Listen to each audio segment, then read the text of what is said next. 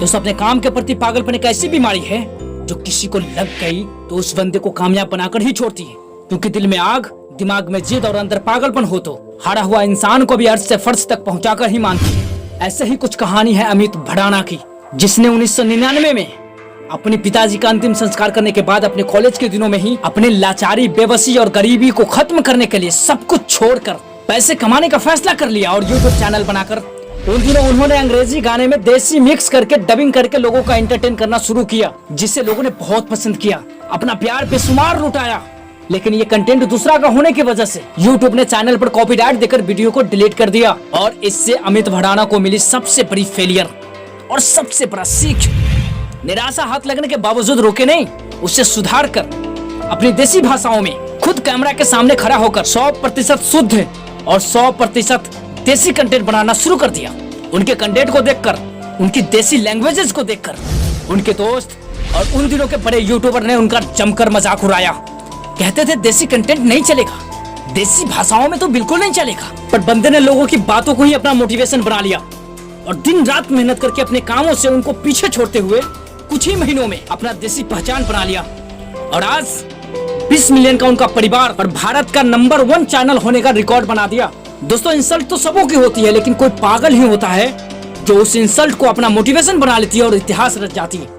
अगर आपको भी अपने काम पे, अपने आप पे भरोसा है, 100% आप शुद्ध और सही कर रहे हैं, तो कामयाबी आपकी होगी, डेढ़ सही आपकी होगी। काम को करते जाएं, लोग कितना भी बोले, कितना भी मजाक उड़ाए, उसका काम उसी को करने दें और आप ईमानदारी से अपना काम करते रहें। अगली कहानी ऐसे बंदे की है जिसने 2010 में महज 10 साल की उम्र में ही यूट्यूबर बनने का सपना बना लिया। उस समय यूट्यूब चैनल क्रिएट किया था जिस समय यूट्यूब को कोई उतना जानता भी नहीं था। और ऐसा नहीं है कि इनकी मासूमियत को देखकर इनके लाइफ में कोई फेलियर ही नहीं आई। जिस उम्र में लोग जोड़ घटा गुना भाग करते हैं, उस उम्र में ये बंदा स्ट्रगल करना शुरू कर दिया था। हालांकि पहले चैनल पर 500 से ज्यादा व्यूज कभी नहीं आए और अजय नगर ने इस चैनल को छोड़ भी दिया, लेकिन हार नहीं मानी। 5 साल बाद फिर कड़ी मेहनत और अलग तैयारी के साथ फेलियर से सीखते हुए 2015 में फिर एक चैनल बनाई और फिर से उसी जोश, उसी जिद और उसी पागलपन के साथ अपना काम करना शुरू कर दिया। 10 साल के बंदे में पहली फेलियर के बाद भी काम करना जारी रखा। इससे साबित होता है कि बंदा तो शुरू से ही जिद्दी था। वो ठान चुका था कि मुझे यूट्यूब से ही कुछ करना है, मुझे यूट्यूबर ही बनना है। लेकिन ठानने से कामयाबी नहीं मिलती। अपने हार्ड वर्क से 2 साल में 150 वीडियोज अपलोड कर दी, लेकिन फिर भी हाथ आई तो सिर्फ फेलियर। इतनी फेलियर के बावजूद इसने हार नहीं मानी। फेलियर के डर से कभी भी अपने करियर का डिसीजन नहीं बदला, गोल्स नहीं बदले।